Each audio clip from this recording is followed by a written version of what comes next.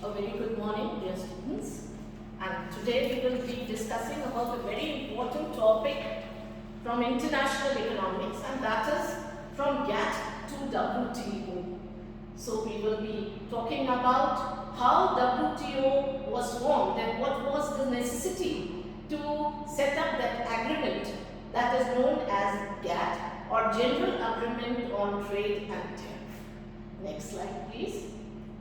So first, we will be talking about a little about the history regarding the history or the reasons why there was a need to set up GATT. So we find that there were two very important events, like the two world wars that took place and also the Great Depression that took place in 1929 in the month of October. That actually led to the formation of an organization, or a need. There was a need felt that there should be an organization to facilitate and construction of economies that were devastated because of these two world wars and the Great Depression. Before going on to talk about the other things, we will talk about what actually happened during these two world wars and the Great Depression that took place. We find that there was a situation where there was a loss of around 15 to 20% in the world's GDP.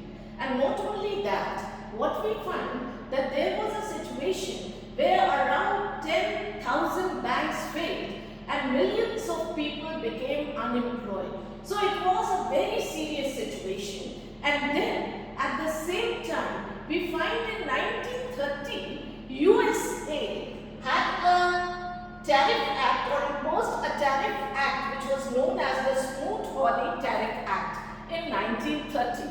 And they increased the tariffs on international goods to a very high extent. Not only them, but what we find that looking at them, many European countries also followed the same. And these two decisions, these three conditions, the two world wars and at the same time the Great Depression from 1929, this US Hawley Tariff Act, they actually put a very negative effect, as we can say, on international trade. So what we find that in that situation, certain people, in which we can name Mr. Lord Maynard Keynes, we can find he came up with another person, and he came up and said that we will form some international organization which will help and facilitate in the smooth running of international trade and reconstruction of the economies as such. And therefore we find that that was a conference that took place in Bretton Woods, and the term is not Britain, it is Bretton Woods. I'm sorry for the spelling. The Bretton Woods conference took place, and because of that, they decided that we will actually go on to set up three international organizations: the IMF, the IBRD, and the ITO. What happened? That IMF and IBRD, which is also known as the World Bank, was set up.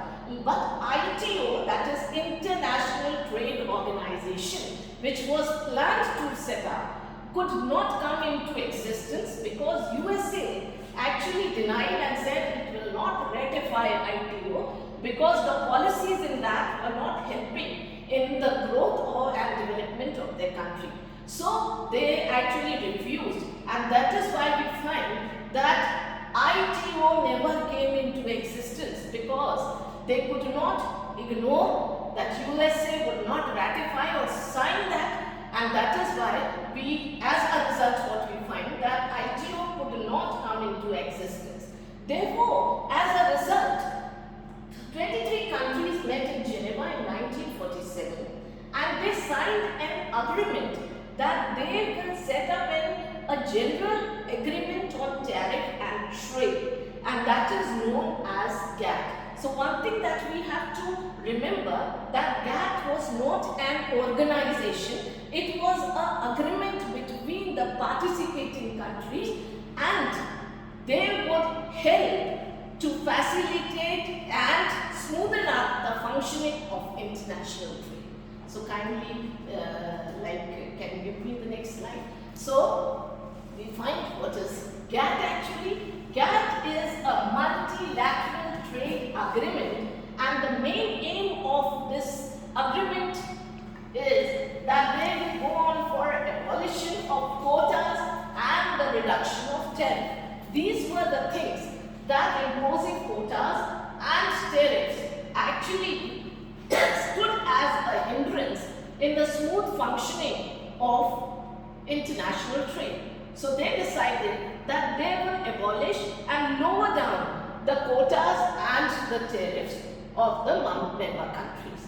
Then we find that in 1948, this General Agreement on Trade and Tariff came into being, and it consisted of 8 rounds of trade negotiation. It was actually formed where they would sit and negotiate on trade issues. So this was why we find that GATT was formed. Can we have the next slide, please? So we will see that what were the principles behind, or what were the principles of GATT. The principle was there will be non-discrimination. There will be no discrimination regarding trade, regarding imposing of tariffs or quotas among the member countries. Secondly, we find that all the quantitative restrictions that were imposed for the functioning of international trade by countries, that will be prohibited. And thirdly, whatever decisions that will be taken will be according to the mutual consultation. So can I have the next slide, please? So we will also look into the objectives of GATT. The main objectives were that it will lead to if we facilitate international trade, all the member countries would be benefited by that, and as a result what we find that the standard of living of the people of those countries will improve. So this was the main issue of GATT.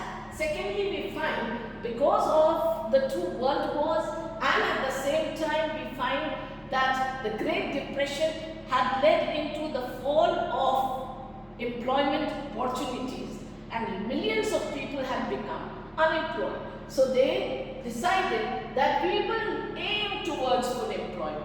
Of course, full employment cannot be attained, but they will aim that employment may be increased in the member countries, and also lead to the increase in the volume of real income and the effective demand. If employment is increased, we find that it will lead to the increase in the effective demand. Thirdly, we find that it will lead to the full utilization of the world resources, because we find that the reason behind international trade is that countries are specialized in natural resources, in other goods and services. We find that we will be able to, whatever the resources of the world are there, we find that it will be able, because of trade, what will happen? We will be able to utilize all the resources. So this was the third point. And then we find that it will lead to expansion in production in international trade, because of international trade we'll go on for specialization, and that will lead to increase and expansion in production and the volume of international trade. So please, can I have the next slide? So that is why we find GATT was formed. But there were certain problems with GATT. GATT was an agreement, and it was only focusing on the goods. Services were not included. And the main problem was that many developing countries were considering that the policies that were formed and what agreements were taking place were actually only facilitating the developed countries and not the developing countries. And because of that, it was felt that there was a requirement of an international organization that would replace GATT, and that is why we find the World Trade Organization was formed. So it actually substituted GATT. The World Trade Organization actually took the place of GATT. Next slide, please. Okay. Now, formation of World Trade Organization, it was established in 1995, and we find there was a round in the Uruguay, and that is why GATT was replaced by World Trade Organization. We find that there were 164 members that signed and were members, and India was one of the founding members. The headquarters are in Switzerland, and we find that the present Director General is Ngozi Okonjo-Iweala. Please, the next slide. Now, the main functions of World Trade Organization is it will administer the trade agreements, and also it will act as a forum for trade negotiations. Whatever trade negotiations will come, it will provide a forum. It will handle trade disputes that will arise among member countries, and then we say that it is considered as a watchdog of international trade. Besides that, it will monitor all the national trade policies, whether it is helping in the growth of international trade or not. Next, we find that it will also provide technical assistance and training for developing countries. This was a problem because the developing countries were not finding themselves in par with the developed countries, and to bring them up, they said that we will be providing technical assistance and also training, and then cooperation with other international organizations. The cooperates would be the IMF. It will work together with the IMF, the International Monetary Organization, and at the same time the World Bank. And this is how it will facilitate the trade, international trade. Please, next slide. So the fundamental principles will be reciprocity. Reciprocity means that all the member countries will have a same uniform policy. If one lowers the tariff, it is required that the other country will also lower down the tariff. Then the second principle is the most favored nation. Actually, it means there will be no favored nation. Most favored nations means what policy you will have for one nation will automatically be implied for all the other nations. And the third is national treatment.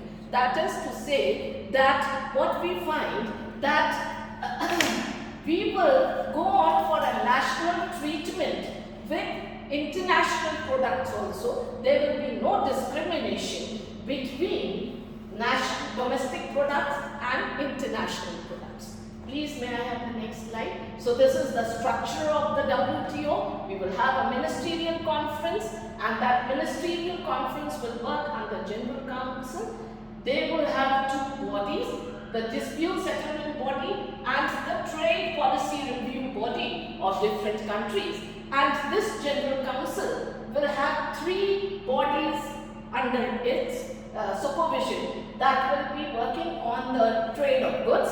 Then this will be working for Intellectual Property Council for intellectual property rights, and then this will be Service Council will be working for the international trade and services. So we have already seen that ministerial conference, we find that it would have people from different nations. General Council will be the highest decision-making body, and we will find that it will be working for the upliftment of international trade. Next slide.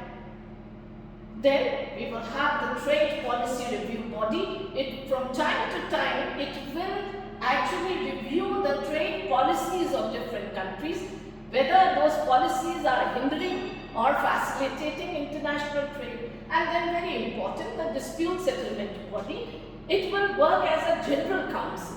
And in that we find that the dispute among nations, it should not be a dispute among people that will come in the dispute settlement body. Actually, the dispute among nations, member countries regarding international trade.